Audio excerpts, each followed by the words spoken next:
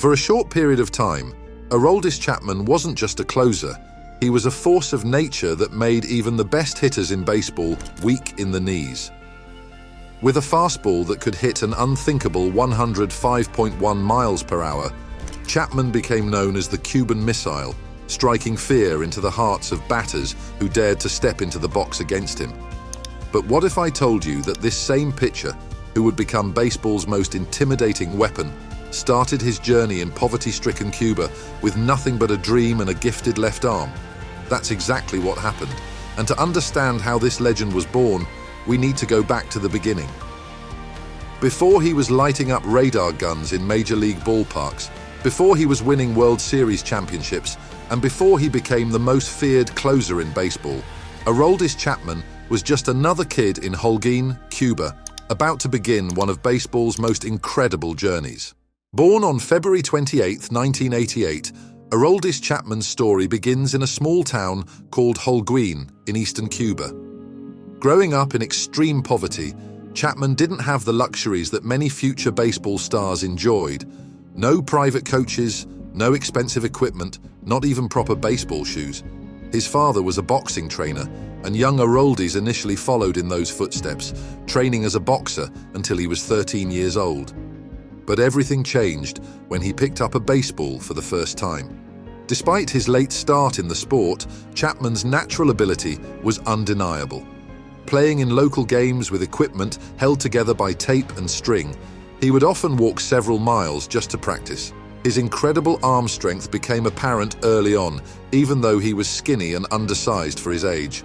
By the time he was 15, Chapman had caught the attention of Cuban baseball scouts who couldn't believe the velocity he generated from his lean frame. He would soon join the Cuban National Series, playing for his hometown team Holguín, where at just 17 years old, he was already throwing harder than most grown men. His coach at the time would later say, "I had never seen anyone with such natural talent. He could throw harder than anyone else without even trying." Despite the harsh conditions and limited resources of Cuban baseball, Chapman was proving that raw talent couldn't be contained by circumstance. In July 2009, Chapman's life would change forever during a tournament in Rotterdam, Netherlands. After years of starring in Cuban baseball and earning just $18 per month, despite his incredible talent, Chapman made the most difficult decision of his life. While the Cuban national team was staying at their hotel, he walked out the front door with nothing but a backpack and his passport, knowing he might never see his family again. For hours, he waited in a car with a friend who had helped arrange his defection, heart pounding, watching to see if Cuban security would come looking for him. But they never did. Chapman eventually made his way to Andorra, where he established residency and began the process of becoming a free agent.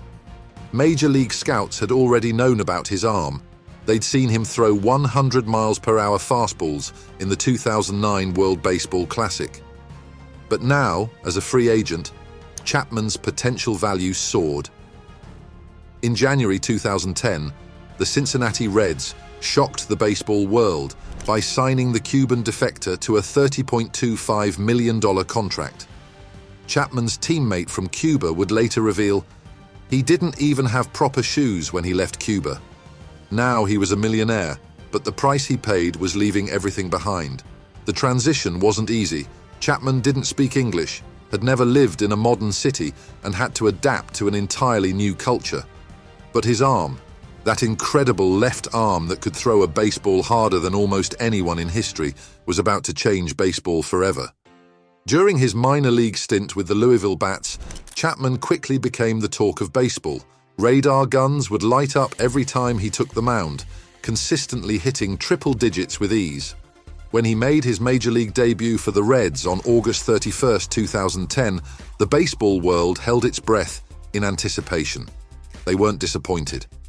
In his first major league inning, Chapman proved he was worth every penny of his contract, throwing 8 pitches, all of them over 100 miles per hour. The Milwaukee Brewers manager would later say, "I've never seen anything like it. It wasn't just the speed, it was the way hitters reacted. They looked uncomfortable just standing in the box." Throughout his rookie season, Chapman's legend only grew.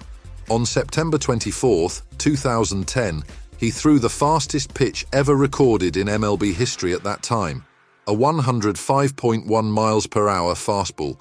Batters weren't just being overpowered, they were being intimidated.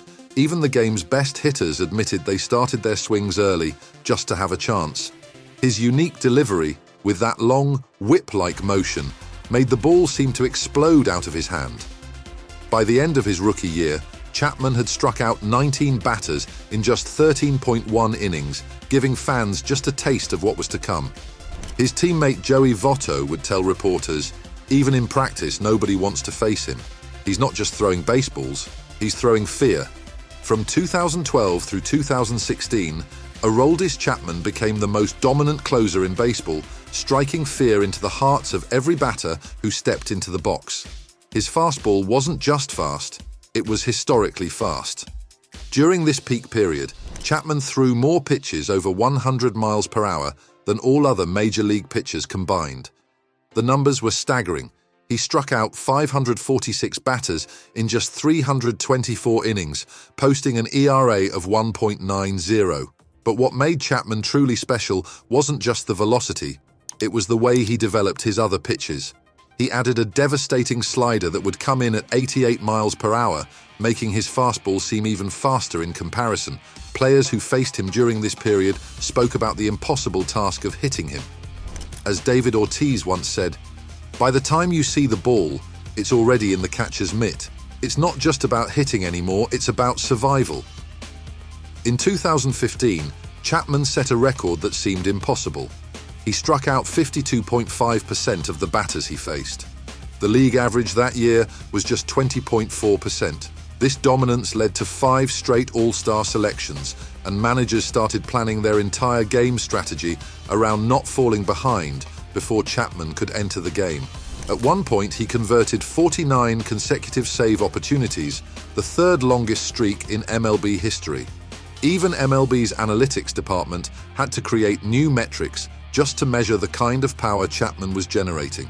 Sports Illustrated would write, "Chapman isn't just changing games, he's changing the way we think about what's possible in baseball."